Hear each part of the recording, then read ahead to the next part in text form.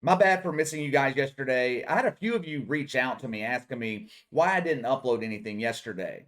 I was dealing with car problems all day, had to get that taken care of, but we are back today and we have a lot to go over right now. Several years ago, Helen might even be close to 10 years ago now, Donald Sterling was ousted as owner of the Los Angeles Clippers. Now, make no mistake about it, he deserved it. He deserved not to own an NBA team. Donald Sterling was caught red handed on tape saying some really offensive things about players. There was evidence, hard proof. Players didn't want to play for him anymore, and I don't blame them. The Donald Sterling situation wasn't some woke over exaggeration. If my boss had said the same things about me what Donald Sterling was saying about players, I wouldn't want to work for him either. There is a shitstorm brewing right now in Phoenix, and it involves owner Robert Sarver. Allegations of racism and misogyny. Key word, allegations. I spent the last 30-45 minutes reading an investigative piece by Baxter Holmes at ESPN. And I don't usually give credit to ESPN. Most of the time, it's not journalism over there. They're posting woke hit pieces, but I'm going to give ESPN credit on this one. Baxter Holmes, his article was fair. It was actual reporting, journalism.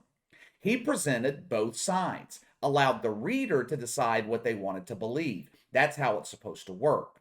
While I was reading this article, I kept waiting and waiting and waiting for some actual evidence, some proof, not hearsay, evidence.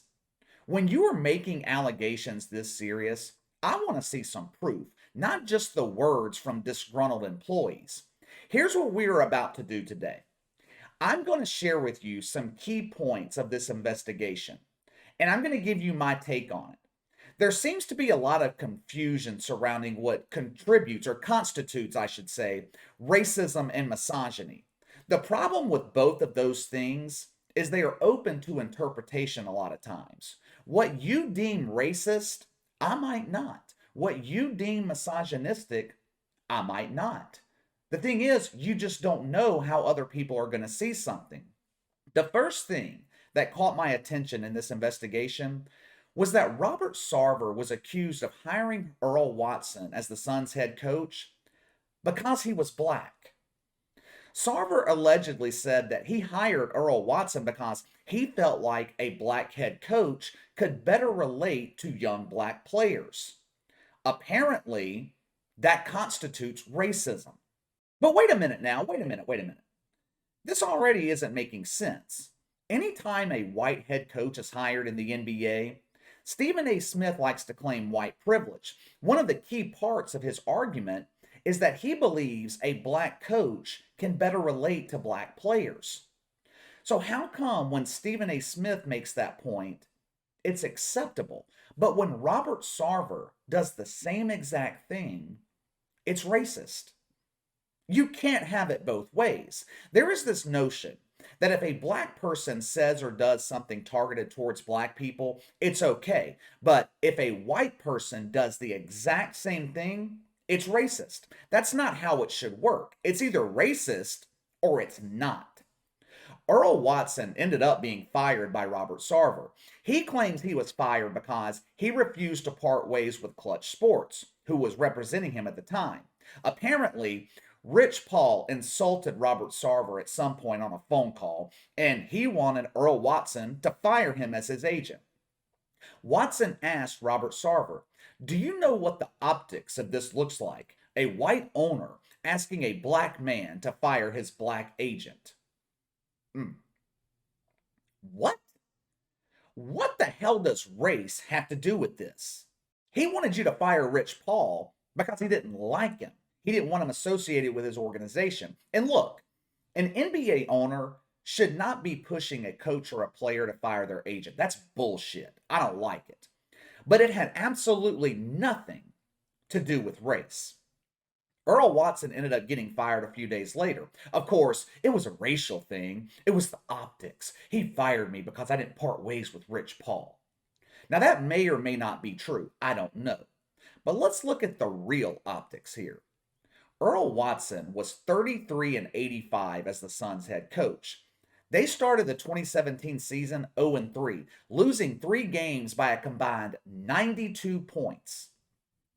I don't care if Jesus is coaching your team. Any NBA coach with that resume is getting fired. Earl Watson claimed he butted heads with Robert Sarver because Watson wanted more diversity in Phoenix, and Sarver allegedly didn't like diversity. Okay, a couple of things here. Number one, Robert Sarver owns the team. He can hire whoever the hell he wants to hire. But number two, how do the Suns lack diversity? If Robert Sarver is so racist, how come he keeps hiring black coaches? Since he bought the Suns back in 2004, he's hired 9 coaches. 5 were African American. General manager James Jones, African American. James Jones actually came to the defense of Robert Sarver. He said Earl Watson was toxic. I can see why he would say that. Seems to me Earl Watson is a race baiter. He makes everything about race. Another situation raised in the article involved Taylor Griffin, brother of Blake Griffin. He was in the weight room, working out, doing whatever the hell he was doing. Robert Sarver noticed that he didn't have any hair on his legs. So he asked, "Do you shave your legs?" Taylor Griffin said yes. Robert Sarver then asked, "Do you shave your balls?" Taylor Griffin said yes. Everyone laughed about it. It was a joke. Taylor Griffin laughed about it. I hate to break it to social justice warriors, but that is locker room talk. This is how men talk when they're around each other. It's not misogynistic, it's guy talk. Taylor Griffin even admitted that he took it as a joke, thought it was funny. But now, in 2021, he says that was inappropriate. He said, looking at that remark through the context of today's environment and climate, that remark was clearly wrong and inappropriate. That's bullshit. You can't take something that was said years ago, admit it was a joke, that everyone took it as a joke, then claim years later that it was inappropriate because the political climate has changed. This entire article on ESPN was about hurt feelings and people being uncomfortable. I'll give you another example. The Suns, years ago, they were traveling to Los Angeles. They were either playing the Clippers or the Lakers. Who cares? On a previous road trip to LA, the players had partied hard the night before the game. It showed in their performance. Robert Sarver addressed the team before they left. He offered to fly women to Los Angeles with the team if the players promised to get to bed early with them. Again, this was a joke. It was clearly a joke. It was locker room talk between men. The problem was a female staffer out in the hallway overheard the conversation, and she was just appalled. "I can't believe this. This man, the owner of the team, is talking about having players cheat on their wives and girlfriends. It is disgusting." No, it was a damn joke. Obviously, this woman was not supposed to hear it. It was a remark between men. Oh, she was so mortified. If that's the case, don't snoop around and overhear things not meant for you to hear. Another incident involved David Bodson back in 2014. Robert Sarver pantsed him. Now, I'm not going to defend this. That is absolutely ridiculous. A grown man, owner of an NBA team, pantsing a player in front of everybody. That is juvenile, something I would expect from a high school kid, not the owner of an NBA team. But I bring it up because it gets to the point of Robert Sarver being a practical joker. That's what a lot of these allegations against him were, practical jokes. As you guys know, social justice warriors, they can't take jokes. It hurts their feelings. They want you not to take jokes either. They want you to be as miserable as they are. After a game 2 years ago, Robert Sarver stormed into the locker room. He was pissed off that DeAndre Ayton didn't record a block or a foul in the game. He slammed a stat sheet in front of Corliss Williamson, who was the assistant coach. Robert Sarver was going off on him. Williamson said that the racial connotation of the incident didn't escape him. A white man, owner, Going off on a black assistant coach, aggressively confronting him.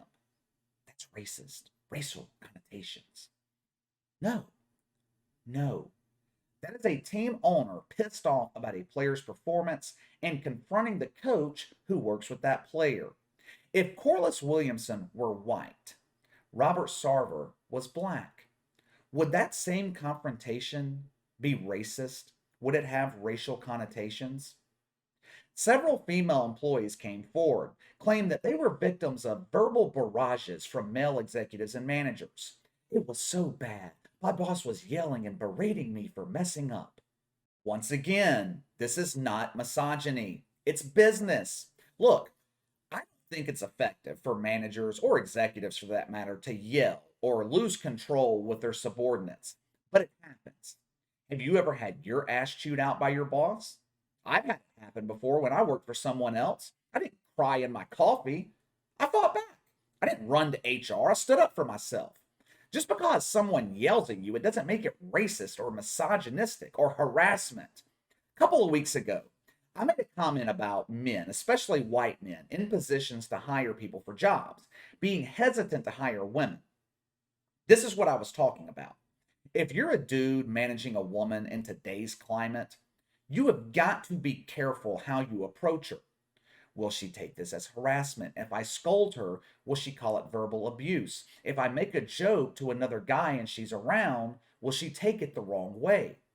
It's always in the back of your mind. At some point, it's just no longer worth the trouble or the risk.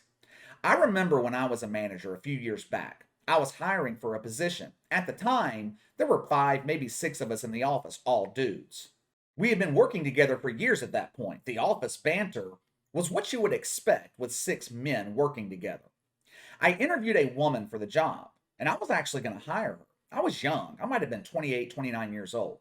One of the guys came into my office. He was a 30-year employee, experienced. He asked, "Are you planning to hire the girl?" I said, "Yeah, I am."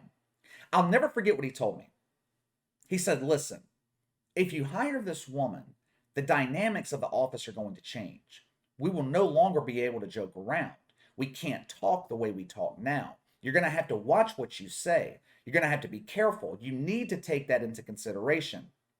And look, that's just a small example, but I guarantee you that same conversation takes place in offices across America every day.